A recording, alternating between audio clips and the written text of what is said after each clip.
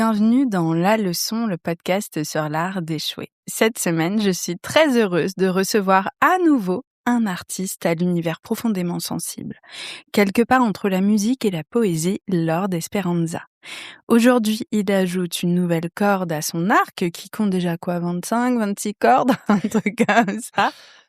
C'est C'est une guitare Oui. multicorde. Exactement. Celle d'auteur. Le 9 avril prochain, il publie son premier roman, Big Bang Mon Amour, aux éditions Julliard. Un récit intense, traversé par l'amour, ses secousses, ses excès et ses instants où tout peut basculer.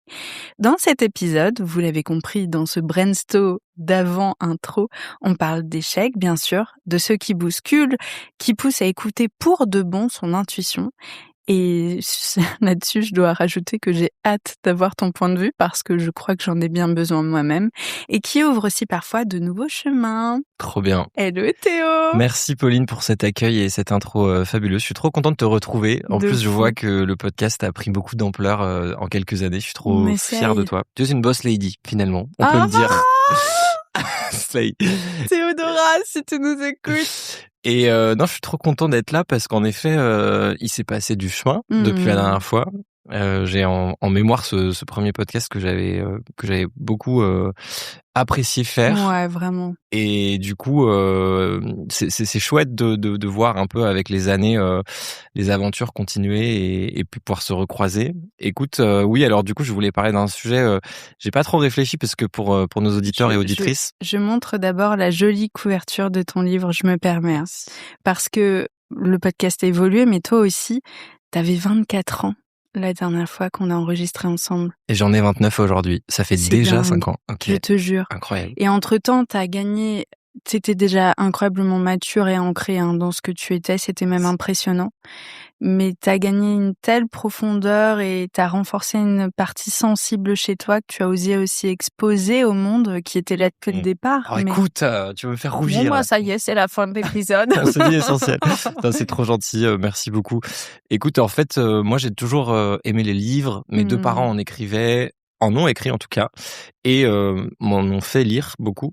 Donc je pense que même si j'étais attiré par la littérature, je sacralisais un peu le rapport au livre parce que je trouve qu'il y a quelque chose d'un peu poussiéreux et de très impressionnant, tu vois, dans cet art majeur. Et donc je pense que j'ai mis un peu de temps entre guillemets à m'y mettre. Je pense que sans ces carcans et ces croyances-là, je me serais peut-être autorisé à le faire plus tôt. Toi, et tu écrivais déjà, je me permets de te couper la parole, tu écrivais déjà, mais du coup, à ta manière, des textes, de la poésie. Tout à fait. Quelque chose de court en te disant, je vais partir sur une autre forme d'écriture. Exactement. En gros, je fais de la musique pour les auditeurs et auditrices qui ne me connaissent pas depuis une dizaine d'années. Et en fait, oui, j'ai aussi fait pas mal de poésie que j'ai surtout posté sur les réseaux sociaux. J'ai pas vraiment fait de recueil à proprement parler. Et en gros, j'ai été attiré par la forme beaucoup plus longue du roman il y a quelques années. Initialement, c'était plutôt un récit. J'ai été grandement inspiré par Panayotis Pasco et son livre que j'ai trouvé fabuleux et qui m'a ouvert le champ des possibles. Et après, il y a évidemment plein d'autres lectures aussi qui ont nourri un peu mon chemin.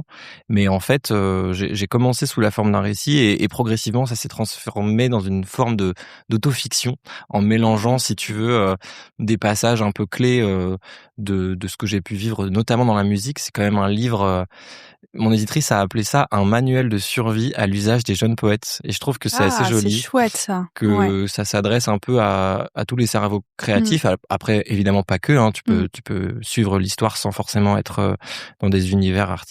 Mais en tout cas, ça revient un peu sur toutes les pérégrinations d'un jeune qui a la tête pleine de rêves et qui veut à tout prix réussir à les transformer en réalité, à vivre de sa passion. Oh, ça me donne envie de le lire. Pour tout vous dire, je l'ai reçu aujourd'hui. Tout à fait.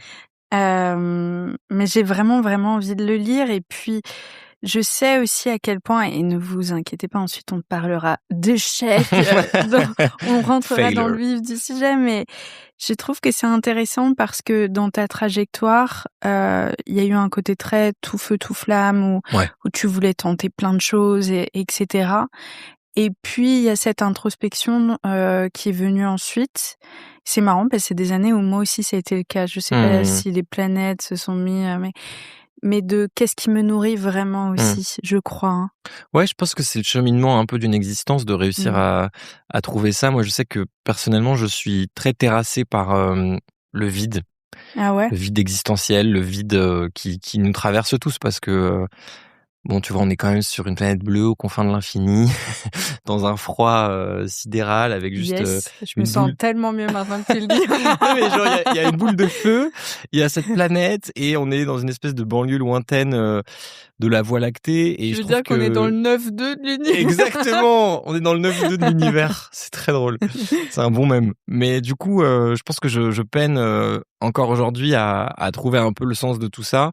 Évidemment, la forme et l'expression artistique m'aident à venir mettre des mots sur mes manques et sur mes creux. Mais pour autant, je pense que c'est un peu un chemin de tous les instants et littéralement, l'échec dont j'aimerais parler aujourd'hui est une fois de plus la preuve de ce besoin un peu maladif d'expansion, de se rassurer, surtout dans des métiers comme le mien où en fait je dois rendre de compte à personne, tu vois. Je travaille avec des je travaille avec des labels, j'ai des clients évidemment, des prestataires avec qui j'ai l'habitude de travailler, des compositeurs, des réalisateurs, mais factuellement j'ai pas vraiment un 9 to 5, tu vois, qui va vraiment venir me cadrer, et donc j'ai un besoin de rigueur et de discipline qui parfois tourne à l'angoisse maladive. Et donc je vais remplir mon emploi du temps sur des semaines à l'avance et tout le temps remplir pour être sûr que je serai en train de faire des choses qui ont du sens, je serai en train d'avancer sur mes projets. Et l'exemple que je voulais évoquer, c'est cette émission que j'ai voulu lancer il y a quelques mois, qui est toujours en cours, qui est toujours en projet. C'est pas un projet qui a été avorté, mais en fait, si tu veux, j'ai rencontré une productrice que je ne citerai pas. Mais ça commence mal. Ouais, le rire est lourd. Vraiment. Et en fait, si tu veux, c'était un peu un projet d'émission / podcast, un peu comme ce qu'on fait aujourd'hui, où je voulais où je voulais parler d'échecs. Voilà. Et en fait, c'était sur vraiment le nom de l'intervenant, ça aurait été Pauline Grisanet, enfin un truc comme ça. Et non, et en gros, si tu veux, j'ai un peu voulu mettre ce projet en place assez rapidement parce que j'avais envie que ça vive, et j'avais l'impression que ça pouvait être en résonance avec l'époque parce que ça parlait de la santé mentale. Qui est un sujet qui me touche beaucoup. D'ailleurs, le roman l'évoque aussi. Santé mentale en tant qu'artiste ayant évolué dans l'industrie musicale, puisque c'est une industrie qui est très violente, qui a un rouleau compresseur pour les talents. C'est une industrie qui est régie évidemment par la misogynie, mais aussi par le jeunisme. Donc tu vois, c'est des sujets qui sont un peu délicats, et comme tu l'as rappelé, ce côté un peu tout feu, tout flamme. Moi, j'ai eu une exposition assez tôt, et donc forcément de réussir un peu à digérer tous ces moments-là. Après, je me plains pas, tu vois, je vis de ma passion. C'est pas genre oh le pauvre artiste. Non, c'est mince. juste mettre de la nuance dans Exactement. quelque chose, c'est hyper important. Tout à fait. Hyper important. Tout à fait. Ça résume bien le sujet. Et donc j'avais cette envie, voilà, d'animer une émission dans laquelle je voulais recevoir d'autres créatifs, mais ça pouvait être des comédiens, des comédiennes, stand-uppers, stand-uppeuses, même des athlètes. Enfin, tu vois, je voulais que ça soit un sujet assez large. Et en fait, j'ai pitché ce projet un peu autour de moi, et assez rapidement, j'ai eu quelqu'un de très intéressé. D'une grosse boîte de production qui fait du cinéma, qui fait de la télévision. Donc c'était vraiment la certitude d'un projet qui allait se faire dans un contexte professionnel, avec sérieux. Voilà, on parle de plusieurs centaines de milliers d'euros investis. Un contrat assez gros, tu vois. Avec les namafouf.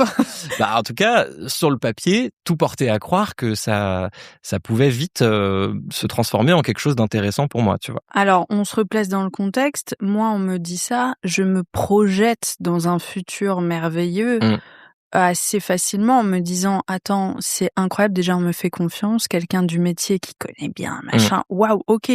Donc ça ancre un peu ma légitimité. J'allais te parler de légitimité, surtout quand t'as un problème justement de... Je suis déjà en train de faire le c'est ça, tout à fait. En plus, quelqu'un qui va me tirer vers le haut avec des idées, une connaissance de l'industrie. Et qui est quelqu'un qui a 30 ans d'expérience dans l'univers, tu vois, quand on parle. Donc qui est vraiment une référence, quoi. En tout cas, qui vraiment a fait ça sur plusieurs décennies. Et je pense que... de la tunasse. Et de l'argent, évidemment. Le nerf de la guerre. Ça revient à ce que je te disais un peu plus tôt. Vu que c'est des métiers un peu en dents de scie, où d'un coup, tu peux avoir une avance sur un contrat qui va représenter 6 mois de salaire, mais après, pendant un an, plus rien toucher.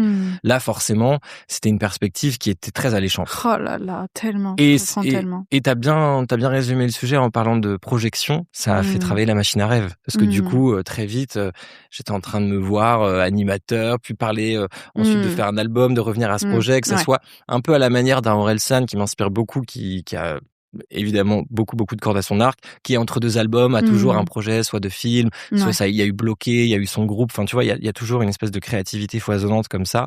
Dernier sujet, le gars a un six-packs maintenant. Il est très frais. Parlons-en en fait. Aurel est très frais. Grave, et il fait des arts martiaux pour Yoroi, enfin tu vois, il est trop chaud quoi, c'est trop inspirant de voir ces personnalités-là. Et aussi l'envers du décor, tu vois, dans son docu, où justement, lui, il montre à quel point le cerveau d'un artiste peut être assujetti à des up and down, à de l'imprévisible, et je trouve ça fascinant et même rassurant, tu vois, de voir que nos héros et nos héroïnes, eux aussi, ont leurs failles, et justement de les montrer au grand jour. Et c'était un peu ce procédé-là que je voulais mettre en avant à travers cette émission, qui, je l'espère, verra le jour un jour, tu vois. Mais en tout cas, voilà, je rencontre cette productrice hyper impressionnante, et déjà le premier rendez-vous, et je pense que l'instinct aurait déjà dû être un peu alerté à ce moment-là, elle a genre 40 minutes de retard. Et c'est bête, mais je trouve que le retard, évidemment, il y a des imprévus dans la vie, il y a des métros qui marchent pas, il y a des problèmes d'accidents sur la route, il y a évidemment. Mais là, je sais de source sûre, parce qu'elle était encore avec son rendez-vous précédent, qu'elle sortait du déjeuner. Et je pense que le retard, c'est vraiment un moyen, 10 minutes de retard, c'est ok, tu vois. Mais quand tu commences à mettre 40 minutes de retard à ton rendez-vous, pour moi, c'est aussi un moyen de palper déjà un peu le rapport que tu as à l'autre, la faille potentielle narcissique, parce qu'en fait, ça veut dire que tu te dis que l'autre peut t'attendre sans que ça soit un problème. Et aussi, je trouve que voilà, ça laisse découler un peu les vraies dimensions de personnalité, en fait, tu vois. Et puis ça instaure un jeu de pouvoir. Tout de suite. Rapport de force, exactement. Donc voilà, on se rencontre, un peu comme ce que j'avais pu vivre à l'époque avec les premiers contrats, t'as un peu ce truc du chant des sirènes, tu vois, où d'un coup, voilà, il y a un champ des possibles qui est énorme, bah écoute, on va pouvoir faire ci, on va pouvoir faire ça, c'est une très bonne idée. En plus, tu es le profil idéal, car entre rap, chant, poésie. Donc voilà, comme tu disais, la projection marche très vite. Et en fait, voilà, les semaines passent, on se voit. Oh, excuse-moi, je te coupe beaucoup aujourd'hui. En plus, non, mais tu as bien raison. C'est hyper intéressant. C'est justement parce que j'ai envie que tu développes plein de choses. Tu te sens comment dans ton bide durant ce rendez-vous? Tu t'en rappelles? Bah, en réalité, assez mal, parce que déjà, j'ai pas apprécié, tu vois, le retard. Mais bon, après, tu te dis, limite, en fait, je m'écrase un peu en me disant non, mais c'est normal. De toute façon, c'est une grande productrice. C'est normal d'attendre. C'est un peu comme l'image qu'on peut se faire dans les films américains de cette espèce de rapport de pouvoir avec les gens qui vont pouvoir te donner accès à ton rêve. Donc tu te dis bon bah ça fait partie du principe. Il y a une excuse qui est balayée assez rapidement, genre ah pardon. Bon alors bienvenue. Donc voilà. Et en fait, elle me présente aussi ses associés qui sont tous pareils, des pontes dans leur univers. Et donc, bah, je me sens au fond un peu bafoué, mais factuellement très heureux d'être là. Le projet, je l'ai imaginé quelques semaines avant avec un duo d'amis qui sont auteurs, qui eux pitchent vraiment des émissions. Et rapidement, on a déjà une espèce de piste comme ça, tu vois. Donc, je pense que la projection se fait très rapidement. Et en fait, les semaines passent, les rendez-vous aussi.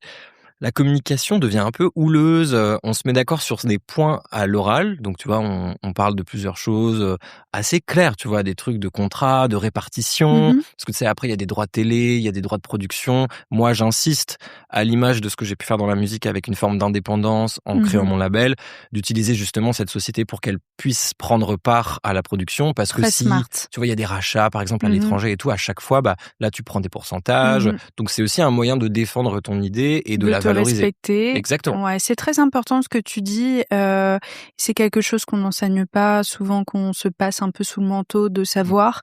En termes de coproduction, moi j'ai appris quelques petits termes ces dernières années, et il y a quelque chose qui est très très important, sachez-le si vous nous écoutez, même sans apporter le moindre euro sur la table, votre idée peut servir pour vous mettre coproducteur. Tout à fait. Hyper important. Et la valeur ne dépend pas en effet de l'argent investi, t'as bien raison, et de l'idée, et même juste de la personne que tu es, de ton, je dis souvent à à certains amis, par exemple, compositeurs qui sont très talentueux, qui j'estime ne se vendent pas assez cher.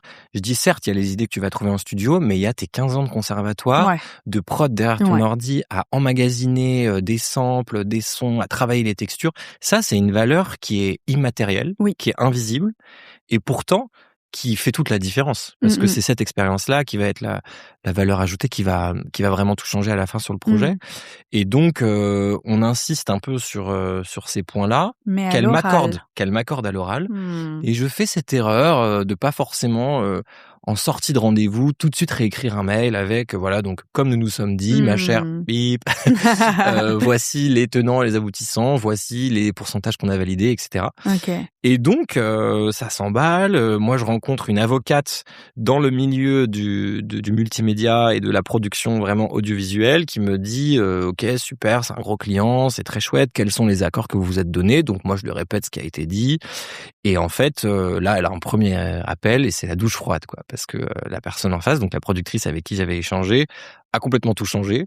C'est-à-dire que initialement, on était sur du 70-30, tu vois, 70% pour moi, 30 pour elle. Là, c'est l'inverse.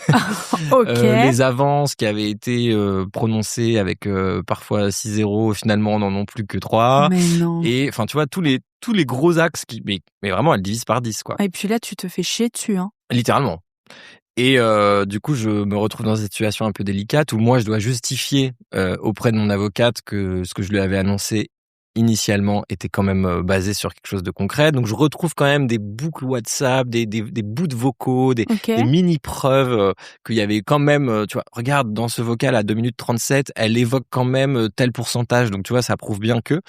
Et en fait, on commence à rentrer dans un jeu d'avocat, même si toutes ces notions-là sont bafouées et floutées, il y a, et il faut le rappeler, et tu l'as bien dit au début, il y a la perspective d'un apport financier fondamental, genre que je peux pas refuser, tu vois. Qui est un truc qui, dans une vie, c'est l'équivalent de 2 ans de salaire qui peut se faire sur 2 mois, tu vois. Te tient. Qui me tient et qui m'appelle. Et c'est pour ça que je ne vois pas les signaux, et c'est pour ça que je force. Je suis un forceur, littéralement. Je suis en forcing club. Parce qu'en fait... forcing club. je fais vraiment partie du club des forceurs. Parce qu'en fait, tous les signaux sont là, mais il y a cette espèce de perspective financière et aussi, bien sûr, que le projet naisse. Et je pense qu'il n'y a rien de plus satisfaisant que de partir d'une idée qui finalement se concrétise. Et tu le sais, parce que je pense que initialement, c'est un truc dans ta tête et à la fin, on est là dans une pièce avec des caméras, avec des gens qui travaillent dehors pour nous aider à le faire. Et ça, c'est un sentiment qui est hyper satisfaisant pour nous, les humains, d'arriver d'un truc très abstrait à le rendre concret. C'est pour ça très émouvant. Un livre ou un disque, à la fin, tu vois, ça rend vraiment la chose palpable, quoi, vraiment physiquement saisissable. Et donc, voilà, cette perspective financière m'agrippe tellement et m'accroche tellement que je fais l'erreur de pas être à l'écoute de mon instinct et de m'embourber dans ces semaines/mois de communication. Et en fait, ça ne fait que s'accroître, quoi. Là, tout de suite qu'elle switch la chose, bon, c'est un peu pervers déjà, je trouve, mais surtout, ça doit te mettre dans un sentiment cracra de ok, moi j'ai ouvert les vannes en disant créons ce projet ensemble, et tout d'un coup là je sens qu'on n'est plus une team, je suis face un peu à un ennemi, et tu sais tous les warnings qui se mettent au rouge de totale défense, quoi. Il y a de ça, et il y a une culpabilité supplémentaire envers moi-même d'y avoir cru, parce que forcément, puisque le truc est devenu très exaltant et concret très vite, j'en ai parlé autour de moi. Je l'ai annoncé à mes parents, je l'ai annoncé à ma sœur, à mes meilleurs amis, à ma compagne. Et donc, tu vois, je parle de ces sujets, je suis en mode, bon, bah voilà, les amis, c'est officiel, je peux le dire, on va signer un contrat. Tu sais, j'avais vraiment le long form dans mes mails, quoi. J'avais reçu le papier et tout ça. Et en fait, je m'en suis d'autant plus voulu, et je pense que mais on en reparlera à la fin, parce que je pense que le moment beaucoup. T'es très très fort dans l'exercice. Mais en tout cas, voilà, je suis aussi dans une forme de projection, et je pense aussi que j'ai besoin de le faire exister pour partager ma joie, parce que tu vois, c'est pas tous les jours que j'ai ce genre de nouvelles. Donc, on continue nos échanges, ça devient de plus en plus houleux. Tu paies une avocate. Je paye une avocate. Alors que tu n'as pas encore vu la couleur de l'argent. Littéralement. Et je sors quand même quelques milliers d'euros que je peux pas non plus me permettre. Enfin, tu vois, j'ai pas une trésorerie qui me permette de faire des écarts de 4-5 000 euros comme ça du jour au lendemain. Et Mais vu que sur le papier, on a reçu un contrat, c'est une prod qui est hyper impressionnante, je me dis qu'il faut y aller. Et j'ai oublié d'évoquer un sujet aussi fondamental. Enfin, j'en ai un peu parlé, mais j'aimerais l'approfondir. C'est que au-delà de mes amis et de mes parents à qui j'en ai parlé, il y a aussi ces 2 co-auteurs avec qui on a pensé l'idée à 3. Ok. C'est même eux qui, en fait, m'ont dit, ah bah, tu vois, ton profil, ils avaient vu que je parlais de santé mentale, que j'étais en train d'écrire un livre. Ils m'avaient dit, bah, on pourrait développer ce podcast où c'est Gaspard et Eric, que j'embrasse pour le coup, eux, je peux les nommer. Et donc, auprès d'eux aussi, je me retrouve un peu en porte-à-faux parce que j'étais très content de leur annoncer que j'avais trouvé cette productrice, qu'il y avait matière à faire naître notre projet et à lui donner corps. Et en fait, du coup, plus ça devient houleux, plus ça devient délicat, eux m'alertent. Eux voient les signaux parce que même si, comme moi, ils sont séduits par la perspective financière, ils voient quand même, vu qu'ils sont pas en front row, que dans les retours que je leur donne, il y a quand même des mécaniques qui sont toxiques, pour reprendre tes mots, tu vois. Tu te rappelles de choses qu'ils t'ont dites ? Bah, je pense notamment à mon ami Gaspard, qui est donc du coup l'un des co-auteurs, avec qui je travaille sur d'autres projets en ce moment et qui est trop chouette, qui lui me dit, écoute, là par exemple, le message qu'elle te fait à telle heure pour ensuite 2 heures après te dire une information qui est un peu sensiblement la même, mais un peu paraphrasée, reformulée d'une manière un peu bâtarde, un peu tricky. Déjà, c'est pas bon signe. Ensuite, il y avait des temps de réponse qui étaient très longs. C'est-à-dire que, je sais pas, j'envoyais des mails le lundi, je finissais par relancer 2 fois pour avoir une réponse le vendredi. C'est gênant. Et tu sais, même des trucs, franchement, malaise dans le sens où on est dans une boucle de mails où, je sais pas, il y a 3-4 personnes, donc il y a les co-auteurs, il y a l'avocate, il y a la productrice et moi, et peut-être 1 ou 2 personnes de sa boîte de prod à elle, et en fait, elle me répond qu'à moi. Donc tu vois, est-ce que c'est un acte manqué ? Est-ce que donc à ce moment-là, vu que t'es encore un peu dans l'emprise, parce que c'est une forme d'emprise, vu que t'es en tout cas dans la projection, t'arrives pas à faire la part des choses et à être dans le discernement. Et en plus, vu que c'est une femme qui a à peu près l'âge de ma maman, il y a limite, pour faire de la psychanalyse un peu de comptoir, mais il y a limite un peu une notion de transfert, tu vois, où je pense que elle voit en moi un peu un fils potentiel, et moi, vu qu'elle est ma porte d'entrée vers un monde qui me fascine mais qui me fait peur, j'ai l'impression qu'elle va pouvoir me tendre la main et me permettre, tu vois, d'accéder. Donc il y a quasiment un truc maternel, si je peux dire entre grands guillemets. Donc t'es même carrément dans une reconnaissance alors qu'elle t'a rien finalement donné de concret, ce que je comprends tout à fait. Mais ça s'explique aussi par des schémas plus intimes de l'enfance, où ayant vécu, tu vois, des situations avec mes parents où il pouvait y avoir ce genre de rapport-là et de schémas névrotiques-là, je pense qu'inévitablement, il y a des dimensions un peu inconscientes que tu reproduis pour te retrouver dans la même situation que t'étais enfant, parce qu'en fait, c'est les schémas que tu connais.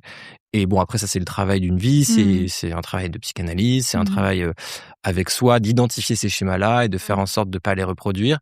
Mais je pense que, alors qu'à ce moment-là, je viens de sortir un album, je suis dans l'écriture de mon livre, j'ai une certaine forme de validation dans mon univers et de légitimité, je me retrouve l'enfant de 4-5 ans qui, dans des schémas avec mes parents, ne trouvait pas la validation et faisait tout pour exister dans leurs yeux, tu vois. Et aussi, tu sais, moi je parle souvent des blessures de l'âme, etc. Là, il y a presque une petite blessure d'humiliation dans laquelle tu te mets. Tu te mets dans une position de soumission, ce qui est logique à la base puisqu'elle a l'argent, le pouvoir, le réseau, certes. Je te le dis avec beaucoup de compassion parce que j'aurais fait pareil. Ouais. Je pense que c'est hyper humain et que tout un chacun aurait fait pareil, mais ce truc un peu de l'humiliation, de je relance, et ça vient renforcer quelque chose chez soi. C'est terrible. C'est terrible parce que c'est un cercle vicieux qui ne fait que s'accroître et tu nourris ça. Et en fait, si tu veux, il y a des premiers signaux extérieurs. Il y a mon instinct aussi. Vu que je te disais un peu au début de cette émission, je suis dans un truc un peu maladif où j'ai besoin de mener plusieurs projets de front. La frustration accumulée par cette relation névrotique et toxique, je la transforme ailleurs. C'est-à-dire que je vais faire plus de chansons, plus de studios. Donc il y a quand même, grâce à l'art, je crois, en tout cas dans mon chemin de vie, il y a un truc qui est très puissant de l'ordre de la sublimation. C'est-à-dire de récupérer l'énergie un peu négative et toute cette frustration accumulée pour en faire quelque chose. Donc, au moins entre guillemets, j'arrive à ne pas contenir cette colère et enfin j'essaye d'en faire autre chose, même si C'est pour autant. tellement sain. Oui, mais bon, je te dis ça, là, c'est en théorie. Factuellement, je me souviens quand même d'avoir des boules au ventre, d'avoir mes proches qui me relancent en mode: «Et alors, ton contrat, ça en est où avec X?» Et je suis en mode: «Alors non, mais ça prend du temps, hein, vous savez, les milieux de la télévision, il faut faire valider une prod, il faut faire valider un diffuseur». Et du coup, voilà, je te dis, je me retrouve dans cette situation, un peu absurde où limite je la défends, tu vois? Parce que je veux pas que ça s'arrête et parce que je veux pas que ce projet auquel je crois tant et dont j'ai tant parlé vienne finalement devenir quelque chose de complètement fantasmé et je crois que ça me fait peur en plus, tu vois, cette idée de, tu sais, parfois on parle de la loi de l'attraction, du fait qu'on attire à soi les choses et tout ça. Je dis pas que c'est complètement erroné, mais je voulais pas passer pour la personne un peu rêveuse qui dit non mais ça va se faire, et puis en fait en gros à la fin tu sais pas si t'es un peu mytho, si tu sais, j'aime pas cette posture Bien sûr. de mettre en avant des trucs s'ils sont pas concrets. Et vu que pour le coup j'avais des preuves tangibles, tu vois, je m'étais un peu autorisé à me projeter. Et puis c'est pas juste parce que là, tu t'obliges à rester avec cette nana-là, tu oublies déjà que honnêtement, tu n'es allé voir qu'elle en fait. Oui, parce que assez rapidement, il y a eu des contrats, il y a même de l'exclusivité dans l'enjeu, donc tu te dis pas que. Mais Puis en fait, t'oublies qu'il y a d'autres producteurs et productrices dans le monde. ah bah littéralement à ce moment-là, t'es obnubilé par le fait que ça va être cette personne et personne C'est d'autre. vraiment une relation toxique. Hein. Littéralement, Ouais, c'est ouf. sans la dimension amoureuse, mais il y a la notion d'emprise, il y a la notion de rapport de force, et en effet. De perte d'estime aussi parce que justement par rapport aux autres tu essaies de masquer ce qui se passe alors que la réalité c'est que là-dedans c'est pas à toi d'avoir honte, tu vois. Mais tu paradoxalement, vois. je pense que si c'était à refaire, si je devais revivre l'histoire, tu vois, là je te parle du fait que j'ai beaucoup souffert aussi du regard de mes proches parce que je m'étais trop avancé et que finalement j'avais honte de pas leur dire que finalement ça avançait pas. Mais je me contredis en disant aussi que je pense que c'est important quand on vit des expériences comme ça, déjà d'en parler parce que du coup on se sent évidemment entendu et accompagné. Et au-delà de ça, je pense que même si c'était toxique et que cette relation a fini par beaucoup me coûter, c'est important de cultiver l'émerveillement et d'être en capacité de quand même si le projet n'est pas allé au bout, parce que je crois quand même, tu vois, je te parlais de ce vide existentiel qui me traverse par endroits, je crois que justement, ces moments où on se sent en vie, où on a l'impression qu'il y a un champ des possibles, que l'espoir finalement, c'est la sensation la plus fabuleuse à vivre, je crois. La projection, la capacité de se voir dans un avenir avec, que ça soit en relation amicale, amoureuse ou professionnelle, c'est un truc qui est très puissant et moi qui nourrit vraiment beaucoup mes journées. C'est-à-dire que souvent, la perspective d'un projet va avoir plus de sens que son accomplissement. Par exemple, ce livre, je suis trop content et d'autant plus de le défendre parce que là, c'est la première fois que je le fais officiellement. Tu vois, c'était vraiment la première promo et tout, donc c'est un peu un training, tu vois, pour me mettre en jambes. Bien sûr. Mais bizarrement, ça a plus été la perspective de l'écrire et voilà le chemin de le faire, que là, en fait, maintenant, je vais m'exposer à la critique, je vais m'exposer, la joie, quoi. Voilà. Et la joie, elle est plus forte pour ma part dans la projection que dans la forme finale de la concrétisation d'un projet. Tu vois. C'est drôle parce que figure-toi que j'en ai parlé dans mon épisode de la semaine dernière, littéralement de ce sujet-là. C'est ce que j'expérimente avec mon métier à côté que je commence et qui est très différent. Qui n'est autre que la communication animale. Magnifique. C'est une forme de médiumnité. Ah oui, tu m'en as parlé quand on s'est croisés. Ouais. Incroyable. Et on fait des méditations centrées sur le chakra du cœur parce que la joie, c'est vraiment... Attends, je vais prendre Tara. Tara, viens par là. Communication animale. C'est l'énergie qui te permet d'avoir l'intuition la plus puissante. Ah ouais, ça m'étonne pas. Et c'est ce qui te permet d'avoir tout de suite des idées claires, centrées et de voir ta vision. Et en fait, ce que tu cultives en toi, là, c'est hyper précieux pour continuer à te guider. Trop stylé. Tu vois ? Bah tu vois, j'ai fait pas mal de studios avec une artiste que j'aime beaucoup qui s'appelle Leslie Medina, et elle m'a dit une phrase qui m'a... On l'embrasse. On l'embrasse très fort. Que j'ai reçue sur la 200 aussi. Tout à fait. Ouais, elle a tout. Elle est extraordinaire. Elle est sublime, elle est brillantissime, elle joue bien et elle chante merveilleusement bien. Elle est transpirante. Et du coup, on a fait des feats ensemble, elle a même écrit des chansons pour moi et tout. Enfin bref, je suis fan d'elle. Et elle m'a dit cette phrase qui m'a beaucoup marqué, c'est que dans la vie, entre guillemets, on peut cultiver la joie ou la peur. Et c'est vrai que ça m'arrive souvent d'être en studio, par exemple, pour faire des chansons, avec la peur. C'est-à-dire, il va falloir que je fasse un tube, il va falloir que je fasse une chanson qui plaise au large nombre, il va falloir que je fasse ce qu'on attend de moi. Et du coup, j'arrive, j'ai même pas commencé à poser un mot sur la feuille ou une note sur le piano, que je suis déjà stressé, en fait. Et à l'inverse, je pense que c'est le chemin d'une vie, de réussir à cultiver ça en soi. Mais quand il y a de la joie, quand il y a de l'excitation, quand je sautille, quand je suis content, quand juste je suis dans un lâcher prise. Bon, c'est une phrase qu'on entend souvent du fait qu'en fait, en tout cas en création, que ça soit dans l'écriture d'un scénario ou en musique, c'est souvent quand voilà il y a une énergie de l'enfance, tu vois. Et je pense que c'est important. D'ailleurs, j'ai noté une phrase récemment, qui est une phrase de notre ami Charles Baudelaire, qui m'a beaucoup marqué. C'est le génie, c'est l'enfance retrouvée à volonté. Oh, j'adore Baudelaire. Et je trouve que ça résume bien ce sujet qu'on évoque. Et pour reprendre ce que tu disais sur le métier que tu es en train de développer en parallèle et les apprentissages que tu en fais sur le fait que la joie soit le meilleur moyen d'être à l'écoute de son instinct et de son intuition, je pense qu'en effet, c'est le cas. Et dans toute cette relation avec cette productrice, en réalité, j'ai jamais vraiment été joyeux. Il y avait la joie de la projection, il y avait la joie de l'argent, mais factuellement dans le corps, j'étais toujours avec une forme de boule au ventre et dans des relations et dans des échanges, que ce soit quand on se voyait avec les retards ou par message avec aussi des retards, parce que comme je te disais, je prenais 4-5 jours de délai de réponse, qui en fait me faisait me sentir plutôt du côté de la peur. Et en effet, je pense que c'est peut-être l'un des apprentissages qui m'a le plus marqué dans cette histoire. Waouh, c'est hyper intéressant. Et mais vraiment, quand tu dis c'est l'apprentissage d'une vie, je pense que c'est l'un des trucs les plus importants à saisir. Moi, j'en suis qu'au début aussi. Ce que je te partage, c'est ce que j'ai commencé à comprendre. C'est pas pour ça que je l'incarne en permanence. Et je vais même aller plus loin sur l'énergie de la peur vs l'énergie de la joie. Quand on rentre en communication, on doit être dans une sorte de neutralité et s'abandonner totalement.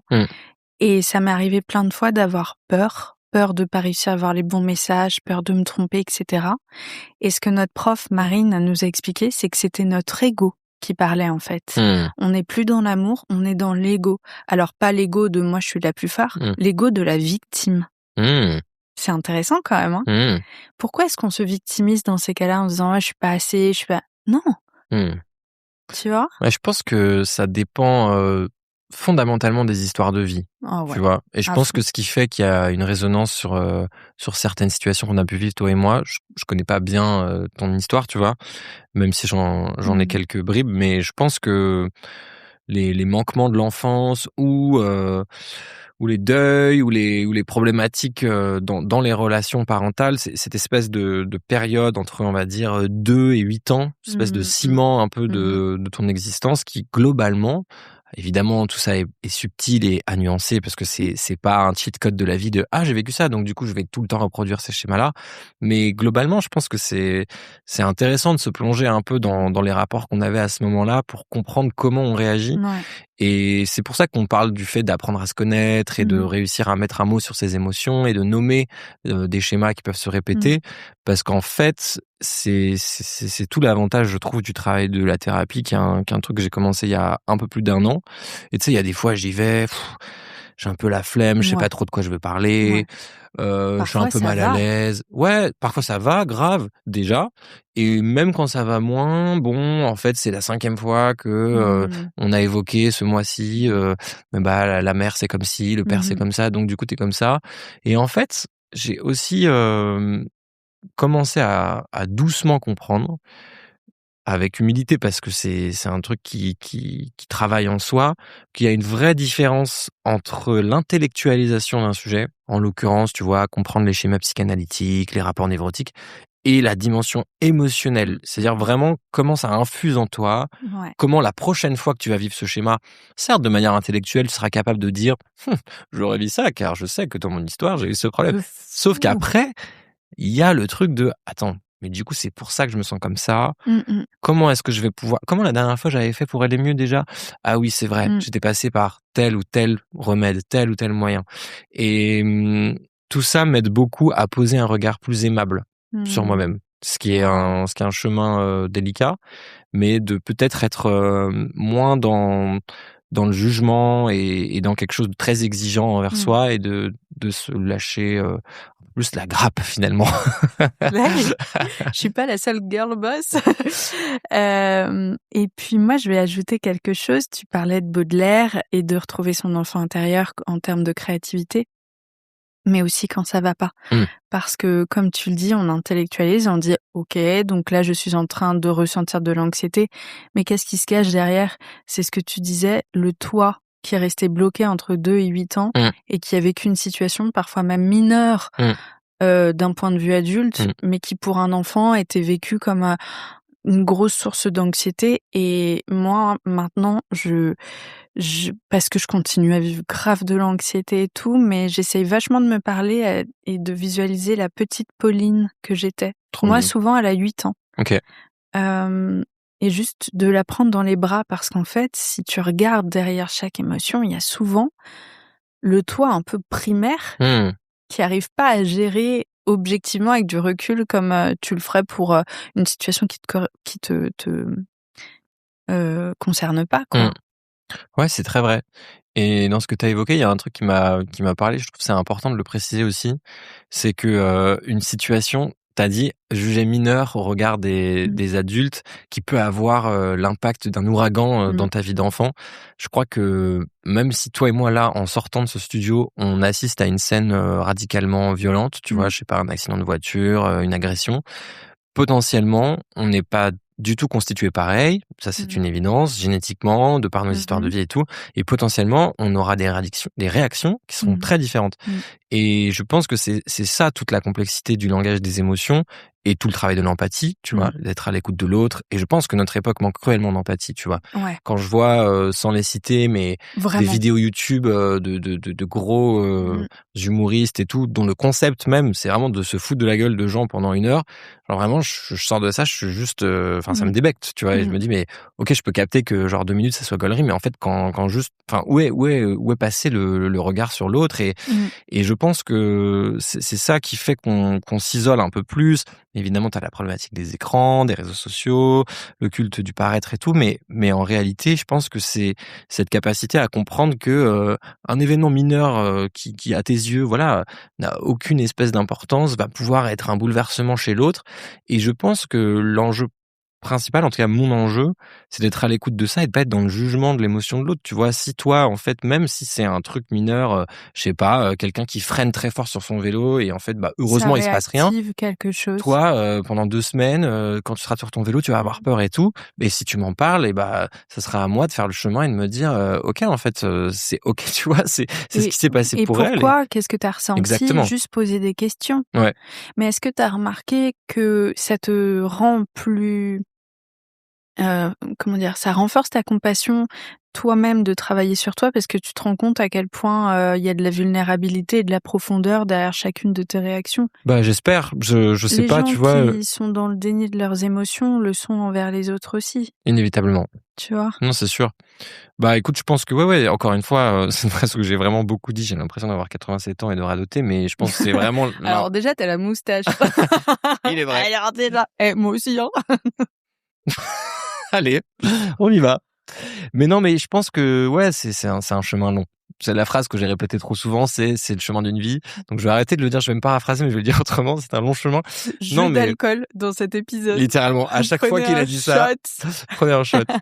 Sinon, il y a le tu vois apparemment. Sous certaines interviews, je dis souvent tu vois, donc il y a des gens qui font le jeu du shot avec le tu vois.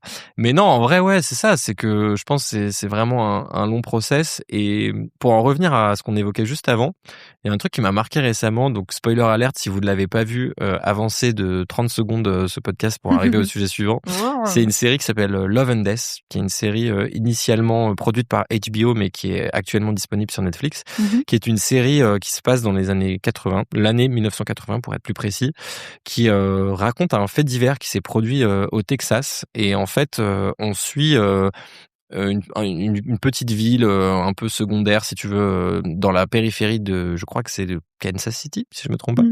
Et en gros, on suit la relation amoureuse entre un homme marié et une femme mariée, qui vont donc avoir une relation d'adultère.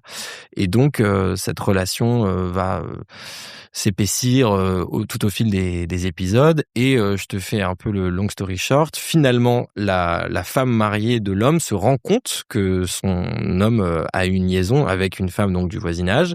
Et elle va la voir chez elle, genre juste pour récupérer un maillot de bain de sa fille et l'emmener à la piscine. Et elle finit par la tuer à la hache. C'est un truc d'une violence inouïe.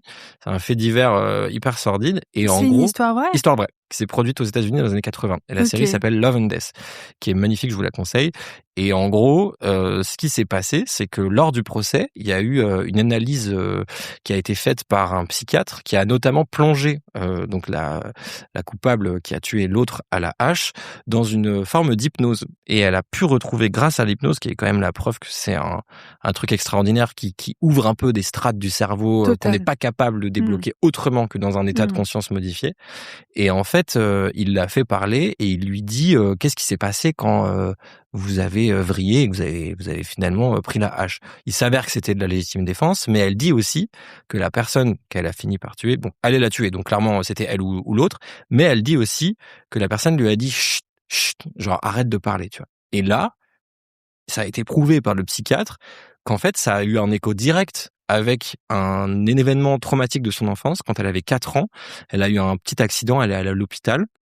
Et sa mère arrêtait pas de lui dire chut, arrête de pleurer dans la salle d'attente parce que les apparences, il fallait pas que les autres gens les voient. Donc tu vois une maman très soucieuse du regard de l'autre et du coup très dans le contrôle. Exactement, trop même. C'est prouvé littéralement que le déclic qui fait qu'elle part sur 40 coups de hache, hein, c'est pas juste elle s'est défendue, elle est partie, c'est-à-dire qu'elle l'a trucidé, enfin c'est horrible.